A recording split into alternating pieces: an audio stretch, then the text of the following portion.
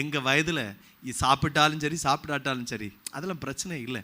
ஏன்? சரீரம் பழகி இருக்கிற சரீரம் ஆகாரத்திற்கு முக்கியத்துவம் கொடுப்பதில்லை. ஆனால் உங்களுடைய வயது அப்படி சும்மல் வந்தாலே போதும், அப்படி சாப்பிட்டதுக்கு மேலே இன்னும் சாப்பாடு கேட்கக்கூடிய நேரம்.